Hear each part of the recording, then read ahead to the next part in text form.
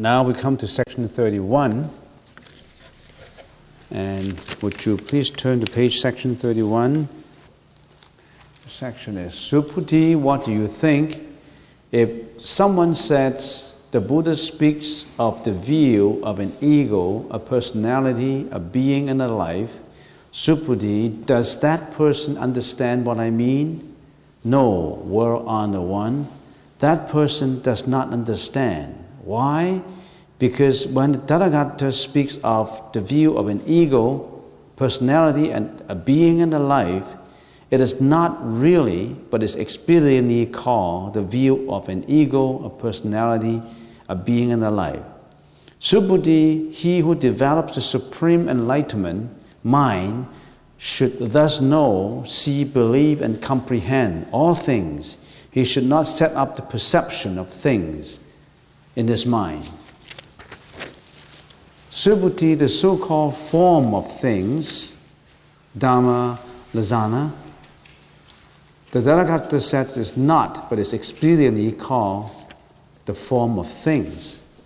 So, in this section, a concluding one almost like, it says, what do you think if someone says the Buddha speaks about the view of an ego, personality, a being and a life? Does that person understand what I mean? That's what the Buddha said. The Buddha's teaching is to detach from the ego, personality, being and life, not having a view of it.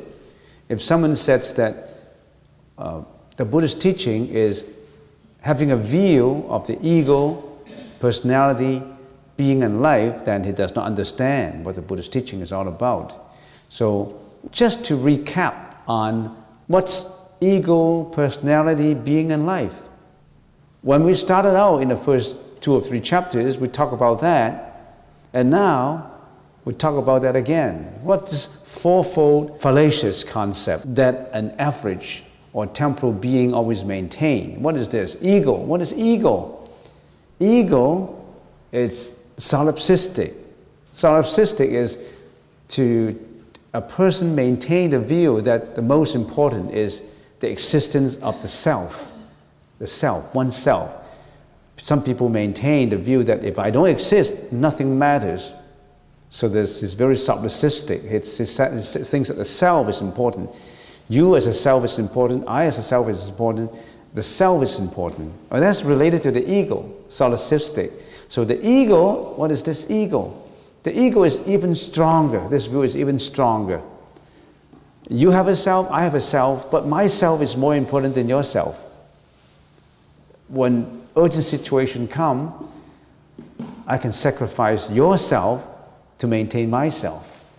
That's what egoistic is all about. So ego means, if we use the common English language, is I, the subject, the giver, the 5 skandhas. What do we make of? Well, we'll make up the 5 skandhas. Matter, the body, we make up with the body. The body is the matter. Other than the body, we also have the mind, which is the spiritual side. We have the material side and the spiritual side. The material side, of course, is matter. The 5 skandhas, matter. So a person is made up of that. And that is the ego. We maintain that this is the 5 skandhas is me, is me, that's me. Sentient beings attached to the notion of ego and the 5 skandhas. That's the ego, just to simplify it. What is the personality? If I maintain I, there must be others interacting with I, with the subject. That is you, them, he, the object, the recipients. So if there's an I, if there's a subject, there's an object. So that's personality. You maintain all these other things. You attach the existence of all these other individuals, all these other selves. And then how about beings? Because you attach to I, the subject, and them, or he, or she, the objects. So comes the arising of subject and object, the giver and the recipient. There's beings, Another way of interpreting it, other than I and you and he, there's all other things in existence. The building, the car, the house, whatnot, the particles, the atoms, the protons and the electrons. We attach to all things other than the selves or the individual self. So that's beings. And how about life, the concept of a life? Because you attach to ego, persons and things, you would cling to the false notion of the continuation of life, the permanence fallacy. We always think that things would go on. My body will go on. The scantus will go on. Although we know that life is not permanent, but we live that way. We've been reading sutras about impermanence, but we behave permanently. We behave with the permanence attitude.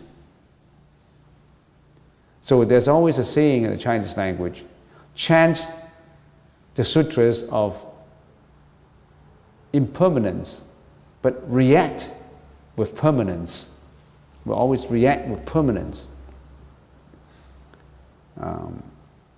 We chant sutras of impermanence, knowing that we should not attach, but once we put the sutra down, we've been attaching to greediness, hatred, violence, mental afflictions, jealousy, hatred, depressions, you name them. Once we put the sutra down, we're attached. So, life means the attachment to permanence, attachment to continuation. So, these views are not the two Buddha's teaching. So do not say that the Buddha speaks of the view of an ego, personality, being and life. It's just the opposite. So if you have become completely egoless, no self, then you're on your way to the path of the sages.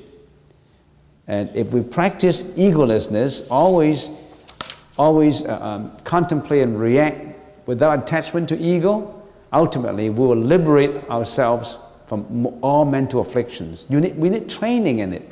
We know about it, but we need training. We know that we shouldn't have an ego. But in everything we do, we attach to it. Once we walk out from the meditation hall, everything is maintained on an ego, self and ego basis. So why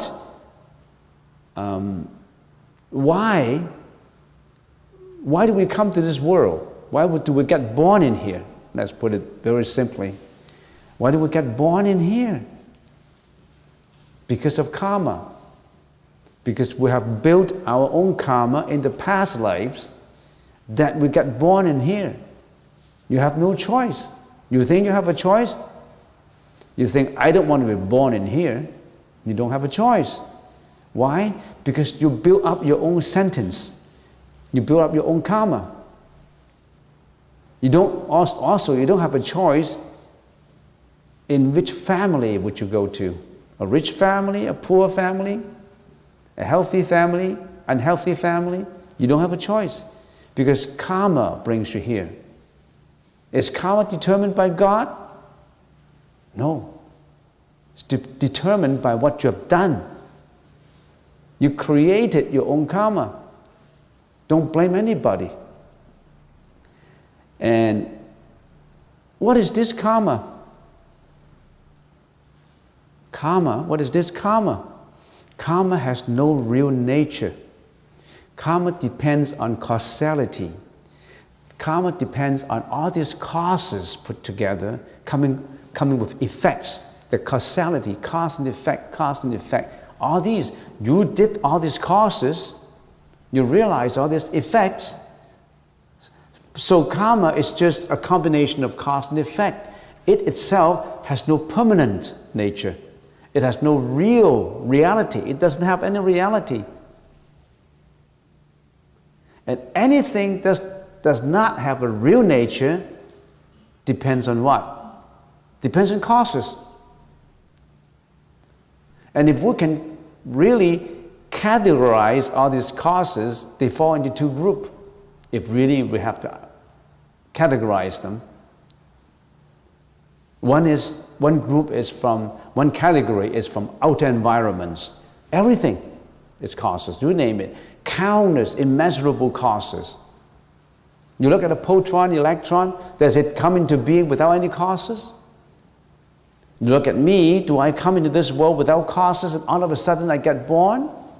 You look at any lamp, any lights, anything, a dust particle, the whole world. That's environments, the category of environments. That's the first category. Everything is because of causality. So, karma does not have real nature. Karma depends on causes. And it has two categories of causes. One is causes of everything from environment. The other is causes what? That's from the inside, the mind.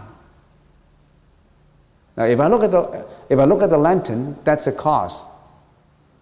But if I close my eyes and I think, then my outer object is not that lantern anymore. It's my own mind. If in my own mind I'm thinking of something unhappy, somebody has done something wrong to me, and I feel displeased, I feel disgruntled, I feel very malicious towards him because he did something wrong to me. So this malice comes up in me. I didn't look at any lantern, but that malice comes from where? From my heart, inside. So the causes have two parts. One is all the outer causes. The other is the inside that you created right now. In this mind that you create this. This guy has done something wrong to me. I hate him. This hatred, I germinate this right now. It arises right now. That's my cause. That's my inner environment. When I look at you, there's an outer environment, but there's an inner. Do you realize that you created it inside of you? That greediness, that hatred, that violence, that jealousy, that depression, you created it. And you are calling yourself depressed? You create your depression. You create your jealousy, your hatred, and you don't even know about it. You let it go on to dominate you.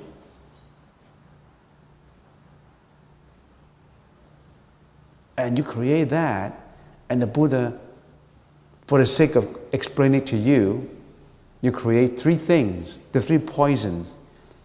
You create too many things, too many thoughts. But for the sake of just summarizing it, the Buddha said, categorize it into greediness, hatred, and ignorance. These three poisons, just for the sake of summarizing. There's so many inner objects and so many outer objects. All these are the causes and effects. So are you not going to watch all these things? Or you let these things work inside and outside of you? The outside are only crude causes. You look at a handsome guy, and all of a sudden you have this lustful desire in you. You look at a beautiful woman, and all of a sudden you have this lustful desire in you. That's only a crude object. You can't even control when you see a crude object. How can you control when you see a refined object inside your mind? So that's why we pull all these objects into one tip of the nose. Anapanasati, we say, watch your breath, because we don't want to see any other objects that attract us. We just put it in here. Don't you know the idea that the Buddha told us? Get the training. Get all these objects pinpoint it to just one.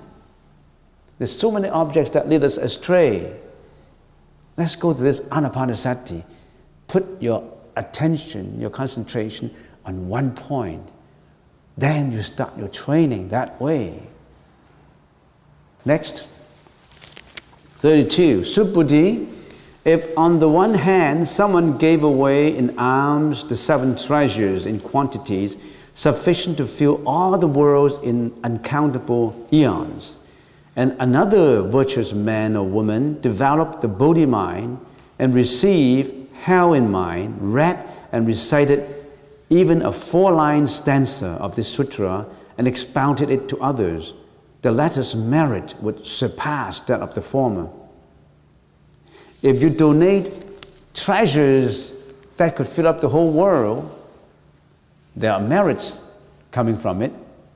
It's not as great as reciting a 4-line stanzas from a sutra and expound it to others, and you understand it and you practice it accordingly. Why? I donated billions of treasures to the Buddha, and it's not as high as understanding and practicing a 4-line stanza from the sutra, because you're building up your wisdom. Because any form disintegrate. Treasures, after 1 billion years, all treasures disintegrate into dust. But you've learned this 4-line stanzas from a sutra, and you practice it accordingly. You become enlightened. When you become enlightened, you render your compassion out to all sentient beings. You save them all spiritually. They don't have to go through life and death. No more disintegration. No more life and death. Treasures are subject to life and death.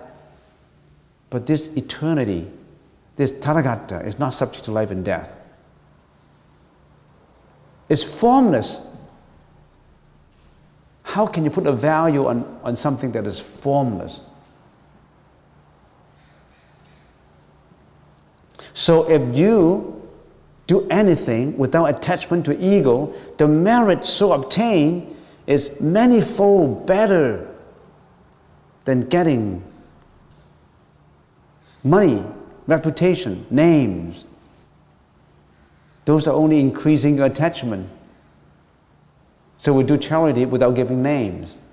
We do charity without remembering, oh, I want compensation, I want blessings from Buddha because I've done this. You don't want that, because that shows your attachment. And if you don't have attachment, you let it go. The joy is even more. I don't have to think about that anymore. I don't have to think about that fame and reputation and my seeking for fame and reputation. That drops off me. I have put in a lot of efforts to do it. And now, I don't attach to my efforts. I have no attachment. It's free, liberation, complete liberation.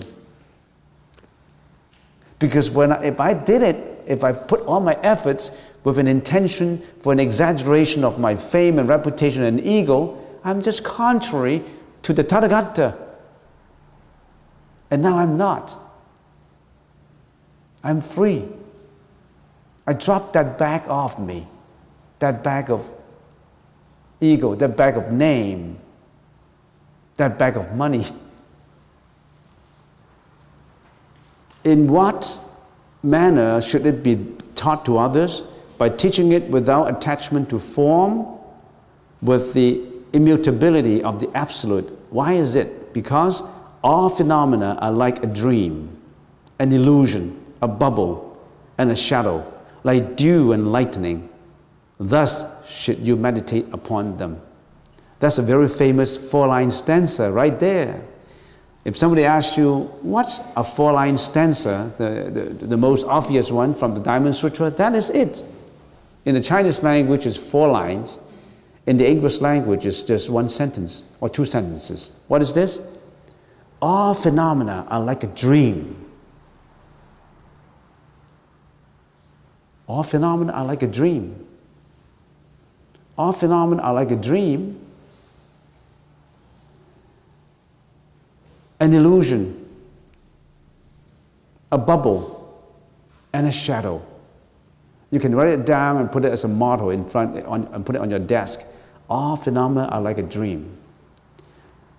If all phenomena are like a dream, should your attitude be, oh, it's a dream, I'm negative, I'm pessimistic, I don't want to do anything because it's a dream?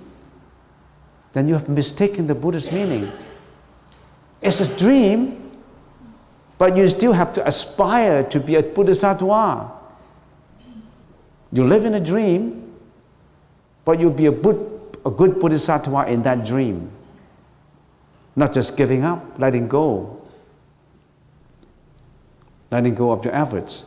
So you are like a dream, an illusion. All phenomena are like a dream, an illusion, a bubble, and a shadow. Like dew and lightning. Thus should you meditate upon them. Because when you meditate on this stanza, get the training, you will really have direct contact with impermanence. You really have direct contact with causality. You really have direct contact with that phenomena of egolessness. You don't attach anymore. Next paragraph. When the Buddha finished expounding this sutra, the elder Supati, together with bhikshus, bhikshunis, upasaka, upasikas, and all the world of devas, men, and asuras who have listened to his teaching were filled with joy and belief, receive and observe it. This is the end of the sutra. If we have to do a summary again, it would take a lot of time. But what is the most important if we don't just look at a religion? Well, if we always attach religious jargon to an understanding, you may be tainted with a bias. People say, yeah, you have a religion, it's a God, and it's a Buddha. Well, let's throw away the God concept, throw away the religion concept. What is life? We don't have to be religious. I remember there's a song called Imagine. A good song. Imagine there's no hell, imagine there's no war, imagine there's no religion. We don't need religion. Throw away that word religion. You don't have to labelize a religion. You don't have to stereotype a God. This is my God, and that's your God. My God says this, your God said that. So that's inconsistent. I believe my God, and I don't believe in your God.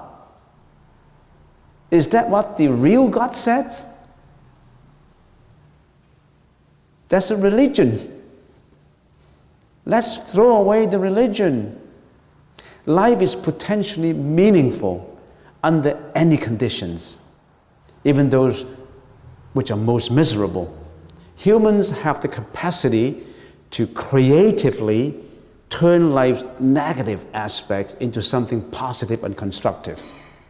That is, to make the best out of any situation. It does not matter how miserable you are. Life is miserable and have suffering. It's a fact. We're not being negative and pessimistic. Life is suffering. Life has three salient characteristics that nobody can deny. The first one, what is this? Pain or suffering. Nobody can deny that there's suffering. We have natural disasters, we have wars, sickness, death, you name them, political fiasco, financial fiascos. So life has three salient characteristics. One is suffering or pain. Second is guilt. We must derive from guilt the opportunity to change ourselves for the better. Why do we have guilt? When we have suffering, we put the blame on ourselves. Why do I have to suffer? Other people are not suffering. You have that guilt feeling of blaming yourself for the suffering, or you blame others for the suffering. And some people even blame God for the suffering. You blame your dad, your mom, your parents for the suffering. So you have that guilt. Guilt is not only guilt in yourself, guilt in others. We also have what? Death. So these are the three salient characteristics. pain, guilt, and death. And in most cultures, especially North American cultures, we all have the life objective of to be happy. We want to be happy. But I think it's more important to find a reason to be happy than just to look for happiness. If you find a reason to be happy, then you find meaning in life. Because if you don't find meaning in life, if you don't find that meaning in life, you just want to be happy, you could define your happiness wrongly. And some people define happiness into what? Enjoyment of material desires, lustful desires, money, reputation, fame. They define happiness in having material, the best house, a manor, a mansion, and the nice car. Do you define happiness in that way? Why are people unhappy? People are unhappy because they don't find meaning in life. What is meaning in life? In the present societies, the feeling of meaninglessness resulting from frustration of existing needs has become a universal phenomenon. They don't find meaning in life. And many people have enough to live by, but nothing to live for. They have food, they have enough to live by, but they don't have meaning, nothing to live for. They have the means to live, but they have no meaning to live. Are you not going to find meaning in life? We have all the means to live, but is there meaning in it? In here, in the Buddhist teaching, there's meaning. Are you not going to care about finding that meaning? Or you just I want to be happy. Today I'm not. Why? Because my mom blamed me, or because I lost my job. I don't have enough money. I don't have a nice car. I don't have a nice house. Do you define meaning and happiness in that way? This sounds so abstruse. What is this meaninglessness in life? How do we see this meaninglessness? How do we resolve this? How do we find out more meaning about it? That's in the Buddhist teaching. That's in the Diamond Sutra.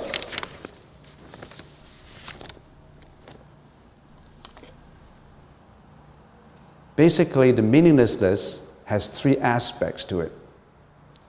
Has three expressions.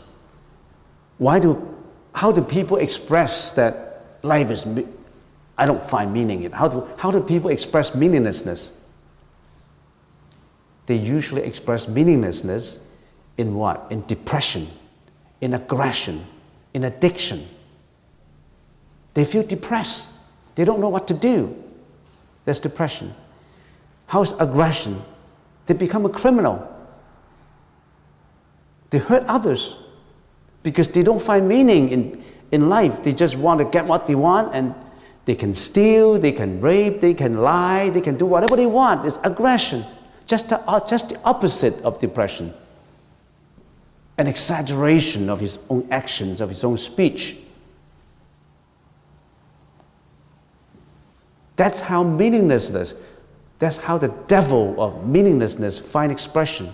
They find expressions in you, in me, in everybody who does not have the meaning. How do they find expression? In depression, in aggression, and in addiction. I take on drugs because I don't have meaning in life. Now, how do we approach all this? How do we approach all this? We've got to learn the Buddha's teaching. There are usually two approaches in finding the meaning of life. One is the values approach, and the other is the biographical approach. What is a biographical approach? Biographical approach is to learn from people who found a meaning. There are saints who already found a meaning in life. The Buddha, or Jesus, or some other saints. Not just the Buddha. As I said before, let's drop that religion out from that window. Don't say the Buddha is superior to Jesus. Jesus is superior to Buddha. You're discriminating. You get into the meaningless of life again by being bigotry, by being selfish, by being biased in what you're doing. Throw the religion out. We don't need religion. We don't need religion. But we know that we need the wisdom to go on. We don't need that stereotype label religion. We need the comprehension, the wisdom, the prajna, paramita. We're behind. I haven't even started today. I want to talk about the meaning of life, but that is something that we all have to learn. Learning is a lifelong process. We've got to find that meaning. We cannot let the devil of meaninglessness dominate our life. And that is in the Buddha's teaching. If we're using the biographical approach of learning from the saints, because they found meaning. They didn't find the religion. They didn't find God. They found meaning.